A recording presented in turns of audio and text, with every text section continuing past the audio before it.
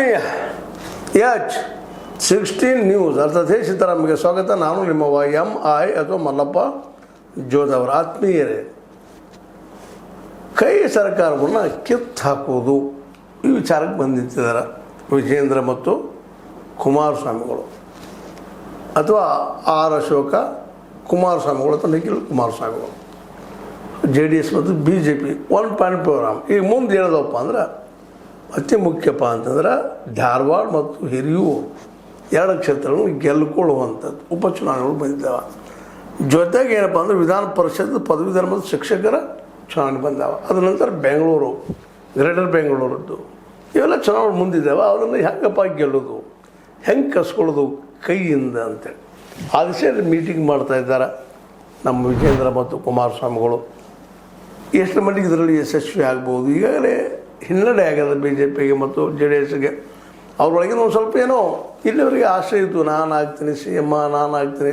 ಅವರು ಒಂದು ಸ್ವಲ್ಪ JDSಯಿಂದ ನಮ್ಮ ಕುಮಾರಸ್ವಾಮಿಗಳು, ನಮ್ಮ ಅದು ನಿಖಿಲ್ ಕುಮಾರಸ್ವಾಮಿಗಳು ನಮ್ಮ ತಂದೆಯವರು ಆಗ್ತಾರೆ ಅನ್ನೋ ಮಾತಾಡಿದರು. ಅದರಿಂದ ಸಹಜವಾಗಿ BJP ಅದರಲ್ಲೂ ಮುಖ್ಯವಾಗಿ ಯಡಿಯೂರಪ್ಪನವರು ತಮ್ಮ ಮಗನ ತರಬೇಕಂತ ಅವರು ಒದ್ದಾಡ್ತಾ ಇದ್ದಾರೆ. ಅಧ್ಯಕ್ಷಗಿರಿ ಉಳಿಸ್ಕೊಳ್ಳೋಕೆ ಪ್ರಯತ್ನ ಮಾಡ್ತಾ ಇದ್ದಾರೆ. ಇಂಥ ಪ್ರಸಂಗದಲ್ಲಿ ಇವು ಕೆಲವೊಂದು ಭಿನ್ನ ಮತಗಳು ಭಿನ್ನಾಭಿಪ್ರಾಯ ಬಂದ ಚರ್ಚೆ ಆಗಿ ಇದು ಭಾಳ ಅನುಕೂಲ ಆಗಿತ್ತು ಕಾಂಗ್ರೆಸ್ಗೆ. ಈ ಅನುಕೂಲತೆಯನ್ನು ಉಪಯೋಗ ಮಾಡ್ಕೊಳ್ಬೇಕಂತ ಕಾಂಗ್ರೆಸ್ ಸಹಿತ ತಂತ್ರ ಕೆಲಸ ಮಾಡಲಿಕ್ಕೆ ಹಚ್ತಾರೆ. ಯಾವ ರೀತಿಯಾಗಿ ಏನು ಮಾಡಿದರೆ ನಾವು ಗೆಲ್ಲಬಹುದು ಅನ್ನುವಂಥದ್ದು ಕಾಂಗ್ರೆಸ್ ತನ್ನ ಹಾದಿಯಲ್ಲೇ ಈಗ ಇವೆರಡೂ ಪಕ್ಷಗಳಿಗಿಂತ ಮುಂದುವರಿತಾ ಇದೆ. ಆದರೆ ಇವೆರಡೂ ಪಕ್ಷದಲ್ಲಿ ಹೊಂದಾಣಿಕೆ ಇಲ್ಲ, ಸಮನ್ವಯತೆ ಇಲ್ಲ. ಆ ಸಮನ್ವಯತೆಯನ್ನು ತೋರಿಸುವಾಗ ಒಂದು ಸಮನ್ವಯ ಸಮಿತಿಯನ್ನು ಮಾಡ್ಕೊಂಡಿದ್ದಾರೆ. ಆ ಸಮಿತಿಯಲ್ಲೇ ವಿಶೇಷವಾಗಿ ನಮ್ಮ ವಿಜೇಂದ್ರ ಅವರು, ಆರ್ ಅಶೋಕ್ ಅವರು ಮತ್ತು ಪ್ರಹ್ಲಾದ್ ಜೋಶಿ ಅವರು ಇವರಿದ್ದಾರೆ BJP ಕಡೆಯಿಂದ. ಮತ್ತು JDS ಕಡೆಯಿಂದ ಈಗಂತ ಒಬ್ಬರಿದ್ದಾರೆ ಕುಮಾರಸ್ವಾಮಿಗಳು, ಇನ್ನೊಬ್ಬರು ಮೋಸ್ಟ್ಲಿ ನಿಖಿಲ್ ಕುಮಾರಸ್ವಾಮಿ ಅದು, ಇನ್ನೊಬ್ರು ಯಾರೋ ಬರ್ಬೋದು. ಇವ್ರಿಗೂ ಸಮನ್ವಯ ಮಾಡಿಕೊಳ್ಳೋದು, ಎಲ್ಲ ಜಂಟಿಯಾಗಿ ವಿರೋಧ ಮಾಡೋದು. ಅಂದಾಗ ಮಾತ್ರ ನಾವು ಗೆಲ್ಲಕ್ಕೆ ಸಾಧ್ಯತೆ. ನಾವು ಜಂಟಿ ಆಗದೇ ಇದ್ರೆ, ಒಗ್ಗಟ್ಟಾಗದೇ ಇದ್ದರೆ ನಾವು ಕಾಂಗ್ರೆಸ್ಸನ್ನು ಗೆಲ್ಲಕ್ಕೆ ಸಾಧ್ಯ ಇಲ್ಲ. ಕೈ ಕೆಳಗೆ ನಾವು ಸೋಲೋದು ಗ್ಯಾರಂಟಿ ಅನ್ನುವಂಥ ನಿಲುವಿಗೆ ಬಂದು ನಿಂತಿದ್ದಾರೆ. ಅದಕ್ಕಾಗಿನ ವಿಜೇಂದ್ರ ಅವರು ಅದು ಸಹಿತ ನಮ್ಮ ಕುಮಾರಸ್ವಾಮಿಗಳ ಮನೆಗೆ ಹೋಗಿ ಅಲ್ಲಿ ಮಾತಾಡಲಿಕ್ಕೆ ಪ್ರಯತ್ನ ಮಾಡಿದ್ದಾರೆ. ಆ ದಿಶೆಯಲ್ಲಿ ಕೂಡಿ ಮಾಡುವಂಥ, ಒಗ್ಗಟ್ಟಿನಿಂದ ಹೋರಾಟ ಮಾಡುವಂಥ ತೀರ್ಮಾನ ಮಾಡಿದ್ದಾರೆ ಅಂತೇಳಿ ಸುದ್ದಿಗಳು ಬರ್ತಾಯಿದ್ದಾರೆ. ಮತ್ತು ಒಗ್ಗಟ್ಟು ಬೇಕೇ ಬೇಕು. ಒಗ್ಗಟ್ಟಿಂದ್ರೆ ಇಲ್ಲದೇ ಇದ್ದರೆ ಸಹಜವಾಗಿ ಸೋಲು ಗ್ಯಾರಂಟಿ ಅನ್ನೋದು ಈಗಾಗಲೇ ಹಲವು ಸಲ ಪ್ರೂವ್ ಆಗಿದೆ. ಆ ದಿಶೆಯಲ್ಲಿ ಮುಂಬರುವ ದಿನಗಳಲ್ಲೇ ಇನ್ನೇನೋ ಹೋರಾಟ ಮಾಡಿದ್ರು ಜಂಟಿಯಾಗಿ ಇಬ್ಬರು ನಿರ್ಧಾರ ಮಾಡಿ ಮಾತಾಡ್ಕೊಂಡು ಮಾಡೋಣ ಅನ್ನೋಂಥ ಒಂದು ನಿರ್ಧಾರಕ್ಕೆ ಬಂದಿದ್ದರಿಂದಾಗಿ ಸಹಜವಾಗಿ ಕಾಂಗ್ರೆಸ್ಗೂ, ಯಾಕಂದ್ರೆ ಕಾಂಗ್ರೆಸ್ ಸಹಿತ ಈಗ ಮುಂದಿನ ಚುನಾವಣೆ ಗೆಲ್ಲೋದ್ರಲ್ಲಿ ಸುಲಭದ ಕೆಲಸ ಇಲ್ಲ. ಅವ್ರಿಗೂ ಗೊತ್ತದ ಎಷ್ಟು ಕಷ್ಟದಪ್ಪ ಗೆಲ್ಲೋದು ಅಂತೇಳಿ. ಯಾಕಂದ್ರೆ ಈ ಮುಂಬರುವ ಚುನಾವಣೆಗಳಲ್ಲೇ ಮುಖ್ಯವಾಗಿ ಸಿದ್ದರಾಮಯ್ಯರ ಯಾವ ರೀತಿಯಾಗಿ ಹೆಜ್ಜೆ ಇಡ್ತಾರೆ ಅನ್ನೋದು ಎಲ್ಲರೂ ಕುತೂಹಲದಿಂದ ನೋಡ್ತಾ ಇದ್ದಾರೆ. ಯಾಕಂದ್ರೆ ಏನೋ ಸರಳವಾಗಿ ಬಿಟ್ಟು ಕೊಟ್ಟಿದ್ದಾರೆ ಸೀಟ ಅಂತಂದ್ರೆ, ಮುಖ್ಯಮಂತ್ರಿ ಸೀಟ್ ಬಿಟ್ಟು ಕೊಟ್ಟಿದ್ದಾರೆ ಅಂತಂದ್ರೆ ಅಷ್ಟು ಸುಲಭವಾಗಿ ಬಗ್ಗುವಂಥ ವ್ಯಕ್ತಿ ಅಲ್ಲ. ನಿಜವಾಗಿಯೂ ಅವ್ರಿಗೆ ಶಿವಕುಮಾರ್ ಅವ್ರಿಗಿನ ಪರ್ಮನೆಂಟಾಗಿ CM ಸೀಟ್ ಬಿಡಬೇಕು ಅನ್ನುವಂಥ ವಿಚಾರಕ್ಕೆ ಬಂದು ಹತ್ತಿದ್ರ ಅನ್ನುವಂಥ ಒಂದು ಮಾತಿದ್ರೆ ಅವರು ಈಗ ತೆಗೆದುಕೊಂಡಂಥ ನಿರ್ಧಾರ ನಿಮಗೆ ಗೊತ್ತದ. ಇಲ್ಲ, ನಾನು ರಾಜಕೀಯದಲ್ಲಿ ಉಳಿತೀನಿ ಅನ್ನುವಂಥ ಮಾತು ನೋಡಿದರೆ, ಸ್ವತಂತ್ರವಾದ ಮೀಡಿಯಾಗೆ ಬೇಕಾಗಿರುವುದು ಸ್ವತಂತ್ರ ಧ್ವನಿ. ಆ ಸ್ವತಂತ್ರ ಧ್ವನಿ ಉಳಿಸಲು ನೀವು ಮಾಡಬೇಕಾದದ್ದು ಇಷ್ಟೇ. ಅದೇನಪ್ಪಾ ಅಂತಂತಂದ್ರೆ ನಿಮ್ಮ ಕೈಲಾದಷ್ಟು ಸಹಾಯ ಈ ಚಾನಲ್ಗೆ ಮಾಡಿ ಹಾಗೂ ನಿಮ್ಮ ಧ್ವನಿಯನ್ನು ಕಾಪಾಡಿಕೊಳ್ಳಿ. ಮುಂದಿನ ದಿನದಲ್ಲಿ ನಮಗೂ ಒಂದು ಮತ್ತೆ ಅವಕಾಶ ಬರಬಹುದು, ಸಿಗ್ಬೋದು ಅನ್ನೋಂಥ ಒಂದು ವಿಚಾರ, ದೂರದ ಆಸೆನೂ ಇದ್ರೂ ಇರ್ಬೋದು. ಇಲ್ಲಂತ ಅನ್ಲಿಕ್ಕೆ ಆಗೋದಿಲ್ಲ. ಮನುಷ್ಯನಿಗೆ ಸಾಹಿತ್ಯನೂ ಆಸೆ ಇರ್ತದೆ. ರೀ ಇನ್ನೊಂದು ತಾಯಿ ಸಾಹಿತ್ಯ ಸಹಿತ ನಾವು ಬದುಕಬೇಕು ಅನ್ನೋದು ಛಲ ಇರ್ತದೆ, ಆಸೆ ಇರ್ತದೆ. ಅದ ಒಂದು ವಿಚಿತ್ರ ಮತ್ತು ಸತ್ಯನೂ ಹೋದವು. ಆ ಎಲ್ಲ ದಿಶೆಯಲ್ಲೇ ಸಿದ್ದರಾಮಯ್ಯ ಇಡುತ್ತಿರುವಂಥ ಹೆಜ್ಜೆಗಳು. ಯಾಕಂದರೆ DKC ಅವರೊಬ್ಬರಿಂದ ಮುಂಬರುವ 2022 ಚುನಾವಣೆಯನ್ನು ಗೆಲ್ಲೋದಕ್ಕೆ ಅಸಾಧ್ಯ ಅನ್ನೋದು ಈಗಾಗಲೇ ಕನ್ಫರ್ಮ್ ಆದಂಥ ವಿಷಯ. ಯಾಕಂದರೆ ಸಿದ್ದರಾಮಯ್ಯರಂಥ ಇನ್ನೊಬ್ಬ ಮಾಸ್ ಲೀಡರ್ ಪಾರ್ಟಿಯಲ್ಲಿ ಇಲ್ಲ, ಅಷ್ಟೇ ಸತ್ಯ ಅದು. ಇನ್ನು ಉಳಿದವರೆಲ್ಲರೂ ಹೆಂಗಪ್ಪ ಏರಿಯಾದಲ್ಲೇ ಅವರು ಡಾಮಿನೆಂಟ್ ಅದಾರ, ಇಲ್ಲಂತಲ್ಲ. ಅದೇ ಕಾಲಕ್ಕೆ DKC ಅವರು ನಮ್ಮ ಬೆಂಗಳೂರು ಸುತ್ತಮುತ್ತ ಕನಕಪುರ ಅಲ್ಲೇ ಇಲ್ಲೇ ಸ್ವಲ್ಪ ಡಾಮಿನೆಂಟ್ ಇದ್ದಾರೆ. ಆದರೆ ಉತ್ತರ ಕರ್ನಾಟಕ ಬಂದಾಗ ಅವ್ರು ವೀಕ್ ಆಗ್ತಾ ಹೋಗ್ತಾರೆ. ಇರ್ಬೋದು ಅವ್ರಿಗೆ ಎಲ್ಲೋ ಒಂದು 100, 200, 500, 1000 ಜನ ಇರ್ಬೋದು ಅವ್ರ ಬೆಂಬಲಿಗರು. ಆದರೆ ಸಿದ್ದರಾಮಯ್ಯರಿಗಿದ್ದಂಥ ಒಂದು ವರ್ಚಸ್ಸ ಉತ್ತರ ಕರ್ನಾಟಕದಲ್ಲಿ ಇಲ್ಲ. ಮತ್ತು ಸಿದ್ದರಾಮಯ್ಯ ಇಡೀ ಆಲ್ ಓವರ್ ಕರ್ನಾಟಕ ತುಂಬ ಒಳ್ಳೆಯ ಹೆಸರು ಮಾಡಿದವರು ಮತ್ತು OBC ನಾಯಕರು, ಅಹಿಂದ ನಾಯಕರು. ಹೀಗಾಗಿ ಅನೇಕ ಜನ ಹಿಂದುಳಿದ ಜನ ಅದೇ ಕಾಲಕ್ಕೆ ಎಷ್ಟು ಜನ ಇವ್ರ ಮೇಲೆ ನಂಬಿಕೆ ಇಟ್ಕೊಂಡು ಇವ್ರು ಬಂದು ಭೇಟಿ ಆಗುವಂಥದ್ದು ಇವ್ರ ಜೊತೆಗೆ ಇರುವಂಥದ್ದು ನಾವು ನೋಡ್ತಾ ಬಂದಿದ್ವಿ. ಅಂದ್ರೆ ಸಿದ್ದರಾಮಯ್ಯನ ಬಿಟ್ಟಂತೆ ಡಿ ಕೆ ಶಿ ಹೋಗುವುದಿಲ್ಲ ಮತ್ತು ಬೇರೆ ಆದರೂ ಸಹಿತ ಇವತ್ತು ಸಿದ್ದರಾಮಯ್ಯನ ಬದಿಗೆ ಸರಿಸುವಂಥ ಕೆಲಸ ಮಾಡಿದ್ರೆ ಮೋಸ್ಟ್ಲಿ ಅದು ಈ ಬೆನಿಫಿಟ್ ಯಾರಿಗಪ್ಪ ಅಂತಂದ್ರೆ BJPಗೆ ಮತ್ತು JDSಗೆ ಅನ್ನೋದಿಲ್ಲಿ ನಾವು ಗಮನಿಸಬೇಕಾಗಿದೆ. ಹೀಗಾಗಿ ಈ ಸಮನ್ವಯ ಸಮಿತಿ ಮಾಡಿಕೊಂಡು ಸಿದ್ದರಾಮಯ್ಯನ ಬದಿಗೆ ಸರಿಸುವಂಥ ಅಥವಾ ಅವ್ರನ್ನ ಮೌನ ವಹಿಸುವಂಥ ಕೆಲಸ ಮಾಡೋ ಪ್ರಯತ್ನ ನಡೆದು ಈ ನಡುವೊಮ್ಮೆ ಕುಮಾರಸ್ವಾಮಿ ಒಂದು ಮಾತು ಮಾತಾಡಿದರು, ಇಲ್ಲ ಇವರಿಗಿಂತಲೂ ನಮ್ಮ ಸಿದ್ದರಾಮಯ್ಯನವರು ಚೆನ್ನಾಗಿ ಆಡಳಿತ ಮಾಡಿದರು ಅನ್ನೋ ಮಾತು ಮಾತಾಡಿದ್ರು. ಯಾಕೆ ಅದು ಬಂತು? ಇದು ಅಷ್ಟೇ ಕುತೂಹಲಕಾರಿ ಅದ ಎಷ್ಟರ ಮಟ್ಟಿಗೆ ಏನು ಅಂತೇಳಿ. ಯಾಕಂದ್ರೆ ಈ DK ಶಿವಕುಮಾರ್ ಅವ್ರ ಸರ್ಕಾರಕ್ಕೆ ಹೋಲಿಸಿ ನೋಡಿ ಇದಕ್ಕಿಂತ ಒಳ್ಳೆ ಆಡಳಿತ ಕೊಡುವಂಥವ್ರು ಇದ್ದರು. ನಮ್ಮ ಸಿದ್ದರಾಮಯ್ಯ ಅಂತಲೂ ಬಳಸೋ ಪದ ಬಳಸಿದ್ರು.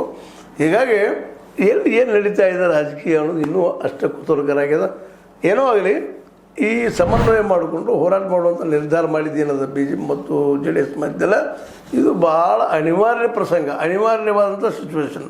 ಯಾಕಂತಂದ್ರೆ ಇಲ್ಲಾಂದರೆ ಇವ್ರು ಗೆಲ್ಲಕ್ಕೆ ಸಾಧ್ಯನೇ ಇಲ್ಲ ಮುಂಬರುವ ಚುನಾವಣೆಯನ್ನು. ಯಾಕೆ ಸಿದ್ದರಾಮಯ್ಯನವರಂತೆ ಈಗ ನಿಮಗೆಲ್ಲರಿಗೂ ಗೊತ್ತಿದ್ದಂಗೆ ಇಡೀ ರಾಜ್ಯ ತುಂಬ ಅವ್ರ ಒಳ್ಳೆ ವರ್ಚಸ್ಸದ ಜೊತೆಗೆ ನಿಧಾನಕ್ಕೆ ಮೋದಿಯವರ ಮೊದಲನೇ ಹೆಸರು ಇವತ್ತು ಉಳಿತಾ ಇಲ್ಲ. ಅನೇಕ ತಪ್ಪುಗಳ ಮೇಲೆ ತಪ್ಪುಗಳು ಹಾಕಿದ್ರಿಂದಾಗಿ ಮೋದಿಯವರು ಸಹ ದೂರ ಸರಿತಾ ಇದ್ದಾರೆ.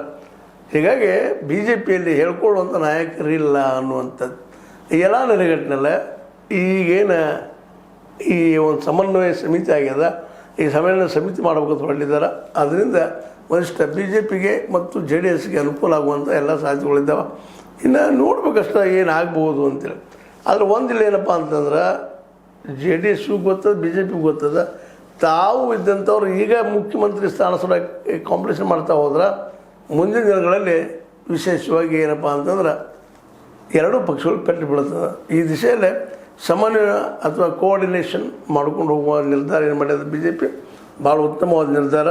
ಇನ್ನು ಅದೇ ರೀತಿ ಗ್ರೌಂಡ್ ಲೆವೆಲ್ದಲ್ಲಿ ಇಳಿಬೇಕದು, ಜಂಟಿಯಾಗಿ ಇಳಿಬೇಕು. ಅಂದಾಗ ಹೌದಪ್ಪ ಇವರು ಗೆಲ್ತಾರೆ ಅನ್ನುವಂಥ ವಿಶ್ವಾಸ ಮೂಡ್ತದೆ.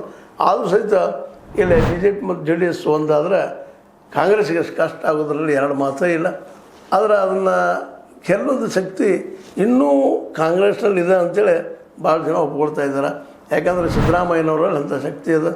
ಜೊತೆಗೆ ಸಿದ್ದರಾಮಯ್ಯ ಜೊತೆಗೆ ಈ ಇನ್ನುಳಿದ ನಾಯಕರು ಕೂಡಿಕೊಂಡು ಅದರಲ್ಲೂ DK ಮತ್ತು ಇನ್ನುಳಿದ ಈ ಒಂದು ಸತೀಶ್ ಆಗಿರ್ಬೋದು ಉಳಿದವರು ಸಹಿತ ಸಹಜವಾಗಿ ತನುಮನ ದಳದಿಂದ ದುಡಿದ್ರೆ ಕಾಂಗ್ರೆಸ್ ಒಂದೇನೋ ಹಂತಕ್ಕೆ ಬರ್ತದೆ. ಇಲ್ಲಪ್ಪ ಅಂತಂದ್ರೆ ಕಾಂಗ್ರೆಸ್ಗೆ ಹೊಡೆದು ಬಿಡ್ತದೆ. ಒಟ್ಟಿನಲ್ಲೇ BJP ಮತ್ತು ಕಾಂಗ್ರೆಸ್ನಲ್ಲಿಯ ಒಡಕುಗಳು ಅವ್ರಿಗೆ ವೈರಿಗಳು. ಯಾವುದಕ್ಕೆ ವೈರಿ ಆಗ್ತದೆ, ಯಾವುದಕ್ಕೆ ಯಾವುದಿಲ್ಲ ಅನ್ನೋದು ಮುಂದಿನ ದಿನಗಳಲ್ಲಿ ಗೊತ್ತಾಗುವಂಥ ವಿಷಯ. ಏನೋ ಆಗಲಿ ಒಟ್ಟಾರೆಯಾಗಿ ಸಮನ್ವಯ ಮಾಡ್ಕೊಂಡು ನಾವು ಕೂಡಿ ಹೋಗೋಣ ಅಂತ ಮಾತಾಡಿದ್ದು ನೋಡ್ತಾನಪ್ಪ ಅಂತಂದ್ರೆ ಮೋಸ್ಟ್ಲಿ ಕೈ ಸರ್ಕಾರಕ್ಕೆ ಅಂದ್ರೆ ನಮ್ಮ ರಾಹುಲ್ ಗಾಂಧಿ ಅವ್ರ ಸರ್ಕಾರಕ್ಕೆ ಇವರು ನಿಶ್ಚಿತವಾಗಿ ಒಂದು ದೊಡ್ಡ ಸವಾಲನ್ನು ಹಾಕುವಂಥ ಸಾಧ್ಯತೆಗಳಿದ್ದಾವೆ. ಇನ್ನು DK ಅವರು ತಾವು ಏನೇನೋ ಮಾಡಬೇಕು ಬಿಡಬೇಕು ಅನ್ನೋಂಥ ಕೆಲವೊಂದೇನೋ ಕನಸುಗಳು ಕಾಣ್ತಾ ಇದ್ದಾರೆ. 2028 ಮತ್ತೆ ಮರು ಆಯ್ಕೆ ತಾವು ಆಗಬೇಕು ಅನ್ನೋಂಥ ಒಂದು ಹಗಲಗನಸು ಅವರಲ್ಲಿದೆ. ಅದು ಹಗಲಗನಸು ಆಗ್ಬೋದು, ಬೇಡ ವಾಸ್ತವನೂ ಆಗ್ಬೋದು. ಆದರೆ ಪ್ರಯತ್ನ ಮಾಡಲಿಕ್ಕೆ ಇದ್ದಿದ್ದೇನು ಸುಳ್ಳಲ್ಲ. ಯಾಕಪ್ಪ ಅಂತಂದ್ರೆ ಅಧಿಕಾರನ ವ್ಯಾಮೋಹನ ಹಂಗಿರ್ತದೆ. ಆ ದಿಶೆಯಲ್ಲಿ DK ಶಿವಕುಮಾರ್ ಅವರು ಎಷ್ಟರ ಮಟ್ಟಿಗೆ ತಮ್ಮ ಆಡಳಿತವನ್ನು ಚೆನ್ನಾಗಿ ಮಾಡ್ತಾರೆ ಅನ್ನೋದು ಸಹಿತ ಮುಖ್ಯ ಆಗ್ತದೆ. ಆದರೆ ಅದನ್ನು ಯಾವುದೇ ರೀತಿಯಿಂದಾದರೂ ಖಂಡಿಸುವಂಥ ಮನಸ್ಸುವಂಥ ಶಕ್ತಿ ಈ ವಿಶೇಷವಾಗಿ ಕುಮಾರಸ್ವಾಮಿಗಳಲ್ಲೇ ವಿಜೇಂದ್ರ ಅವರಲ್ಲಿದ್ದಾವ. ಅವರು ಅದನ್ನು ಒಳ್ಳೆ ರೀತಿ ಸದುಪಯೋಗ ಮಾಡಿಕೊಂಡು ವಿರೋಧ ಪಕ್ಷ ಪವರಪ್ಪ ಅನ್ನುವಂಥ ಮಾತನ್ನು ಆಡಳಿತ ಪಕ್ಷಕ್ಕೆ ಕೊಡಬೇಕಾಗಿದೆ. ಆ ದಿಶೆಯಲ್ಲಿ ಸಮನ್ವಯ ಸಾಧಿಸುವಂಥ ಕೆಲಸ ಮಾಡ್ತಾಯಿದ್ದಾರೆ. ಮೋಸ್ಟ್ಲಿ ಇದರಲ್ಲಿ ಯಶಸ್ವಿ ಆದರೆ ಕಾಂಗ್ರೆಸ್ಸಿಗೆ 2028 ಒಂದು ದೊಡ್ಡ ಹೊಡೆತ ಕೊಡ್ಬೋದು. ಅಂದರೆ ಆಗದೇ ಇದ್ದರೆ ಮತ್ತು ಅದೇ ಹಾಡು ಅದೇ ರಾಗ. ಏನಂತೀರಿ ನೀವು? ಹೇಳೋದು ತಪ್ಪು ಅಂತೀರಿ, ನಾವು ತಪ್ಪಂದ್ರೆ ಸರಿ ಏನಲ್ಲಿ ಹೇಳ್ತಾ ಇರ್ರಿ ಕಾಮೆಂಟ್ ಮಾಡ್ತಾಯಿರ್ರಿ ಅಂತ ಹೇಳ್ತಾ ನೀವು ನಿಮ್ಮ ಅಭಿಪ್ರಾಯ ತಿಳಿಸಿ ಅಂತ ಹೇಳ್ತಾ ಶೇರ್ ಮಾಡಿರಿ. ಮತ್ತು ಇವತ್ತು ಕೊನೆಗೆ ಹೇಳೋದಿಷ್ಟ H16 ನ್ಯೂಸ್ ಇದು ಸತ್ಯದ ಕೈಗಂಡಿ ವಂದನೆಗಳು. ಆತ್ಮೀಯ ಸಾರ್ವಜನಿಕರಲ್ಲಿ H16 ಅರ್ಥಾತ್ ಸೀತಾರಾಮದಿಂದ ಒಂದು ಮನವಿ. ಈ ಸಂಸ್ಥೆ ಭ್ರಷ್ಟಾಚಾರ, ಅನ್ಯಾಯ, ಅತ್ಯಾಚಾರಗಳಿಂದ ನೊಂದವರ ವೇದಿಕೆ. ಅನ್ಯಾಯಕೋರರ, ಭೂಗಳ್ಳರ, ನಶಾ ಸಾರಾಯಿ ಮಾಫಿಯಾಗಳ ವಿರುದ್ಧದ ಧ್ವನಿ. ರೈತರ, ಕೂಲಿಕಾರ, ಕಾರ್ಮಿಕರ ಬಿದ್ದ ಸಮುದಾಯ ಜನರ ಧ್ವನಿ ಬೆಂಬಲವಾಗಿ ನಿಂತು ತನುಮನ ಧನದ ಸಹಾಯಕ್ಕೆ ಸಾರ್ವಜನಿಕರಲ್ಲಿ ಕೋರಿಕೆ. ದಾನದ ಸಹಾಯ ನೀಡಿ ಸ್ವಾತಂತ್ರ್ಯ ಪತ್ರಿಕೋದ್ಯಮ ಉಳಿಸಿ ಬೆಳೆಸಿ. ವಂದನೆಗಳು. ತಮ್ಮನ್ನೇ ನಂಬಿರುವ ಮಲ್ಲಪ್ಪ ಇ ಜೋತಾವರ್. ಈ ಕೆಳಗಿನ QR ಸ್ಕ್ಯಾನ್ ಮಾಡಿ ಅಥವಾ ಈ ನಂಬರ್ ಅಂದರೆ 7411402405ಗೆ ಇಲ್ಲ 9686864852ಗೆ ನೀವು ಫೋನ್ಪೇ ಮಾಡಿ, ಪೇಟಿಎಂ ಮಾಡಿ ಅಥವಾ ಇನ್ನಾವುದೇ ಮಾಧ್ಯಮದಿಂದ ಗೂಗಲ್ ಮೂಲಕ ಸಹಾಯ ಮಾಡಿ ಈ ಪ್ರಾಮಾಣಿಕ ಪತ್ರಿಕೋದ್ಯಮವನ್ನು ಉಳಿಸಿ ಅಂತ ಮತ್ತೊಮ್ಮೆ ಮನವಿ. ವಂದನೆಗಳು.